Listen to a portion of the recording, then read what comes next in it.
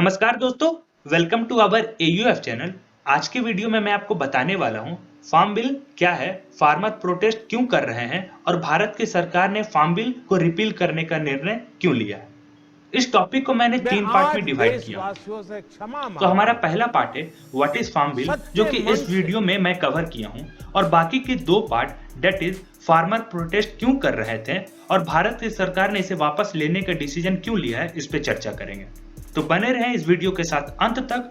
तो चलिए वीडियो की शुरुआत करते हैं और आशा है दोस्तों कि आप सारी बातें को ध्यान से सुनेंगे। So let's start.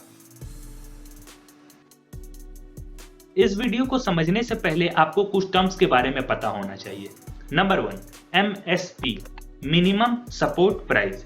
ये प्राइस फार्मर के अकॉर्डिंग किसी भी एग्रीकल्चरल प्रोडक्ट पर सेट होती है और फार्मर को हमेशा MSP पर ही सेल करना है या इसके above. Number 2, cold storage. Farmer जो भी प्रोडक्ट को प्रोड्यूस करती है तो उसे भंडारा में रखा जाता है, इंक्लूडिंग खाद्य पदार्थ। Number 3, essential commodities. वो प्रोडक्ट जिसे आप ज्यादा अमाउंट में नहीं ले सकते हैं, उस पे एक special type of restriction government के द्वारा लगाया जाता है।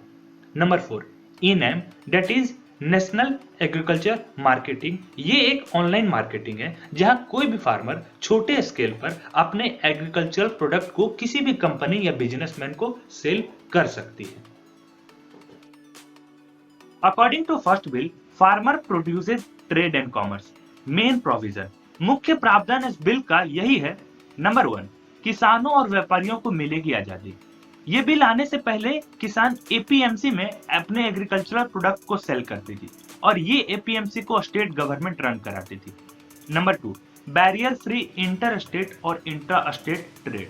फार्मर चाहे तो जिस स्टेट में एग्रीकल्चरल प्रोडक्ट को प्रोड्यूस करती है उसी स्टेट में सेल कर सकती है या out of his own state sell कर सकती है। Number 3, no cess no levy, that is no taxes on agricultural product और ट्रांसपोर्ट कॉस्ट भी नहीं लगेगा गवर्नमेंट के through. Number 4, ENAM, name stands for national agricultural market. इस लॉ के तहत फार्मर ऑनलाइन किसी भी एग्रीकल्चरल प्रोडक्ट को सेल कर सकती है without physical meeting.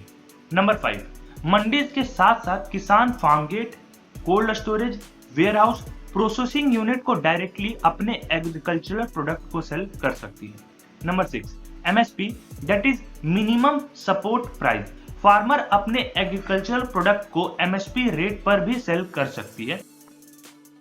Now coming to second law, the farmers empowerment and protection agreement on price assurance and farm services act 2020। इस बिल का मेन प्रोविजन यही है कि कोई भी बिजनेसमैन यदि एग्रीकल्चरल प्रोडक्ट को होलसेल प्राइस में लेना चाहता है तो वो डायरेक्टली फार्मर से कॉन्टेक्ट करेगा और इसी प्रोसेस को हम कॉन्टेक्ट फार्मिंग के नाम से भी जानते हैं। और फार्मर उसे only above minimum support price, that is above MSP price पर ही सेल कर सकता है।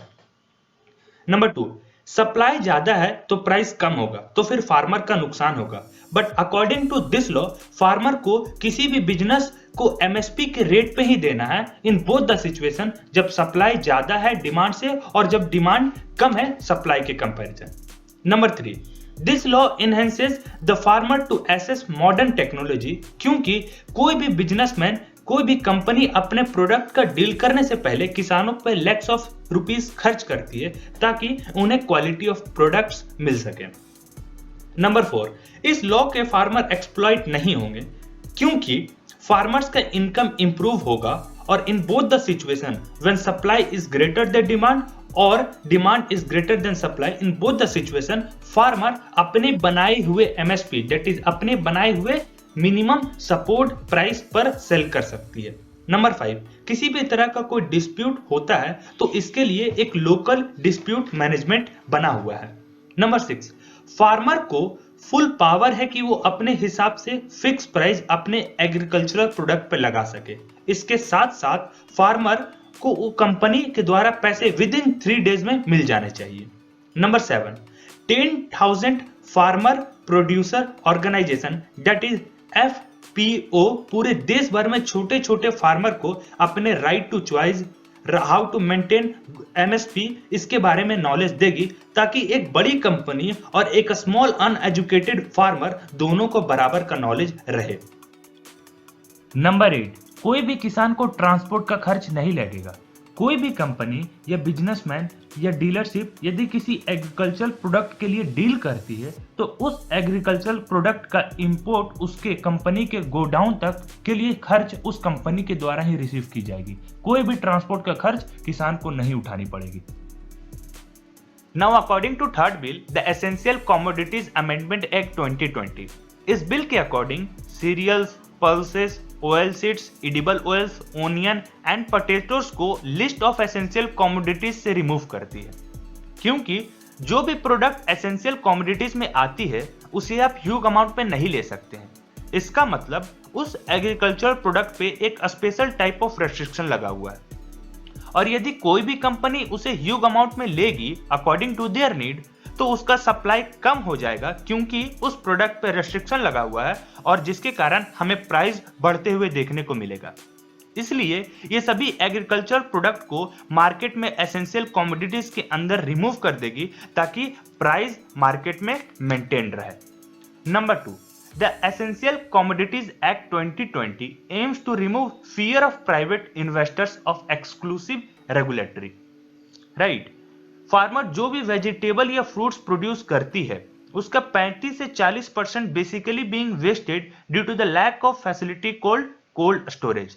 आंकड़े के अनुसार 35,000 करोड़ रुपए वेस्ट हो जाते हैं। But according to this law government ये सब इशू को अपने खर्च के अंदर इंक्लूड करना चाहती है। Now, number 3, the government while leveraging the regulatory environment.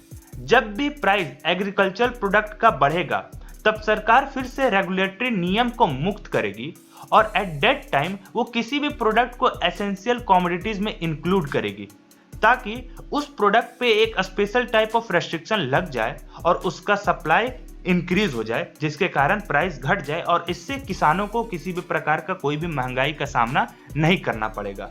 That's why the government is facilitating the cold storage facilities, ताकि किसी भी कंपनी के पास जितना स्टोरेज है उतना ही प्रोडक्ट को वो रख सके। ऐसा करने से किसान के लिए एक बहुत बड़ा फायदा है क्योंकि प्राइस मार्केट में मेंटेन रहेगा। और यदि आपको ये वीडियो इंफॉर्मेटिव लगी है then please like the video, do subscribe the channel and do not forget to press the bell icon. So मिलते हैं guys नेक्स्ट वीडियो में। Thank you.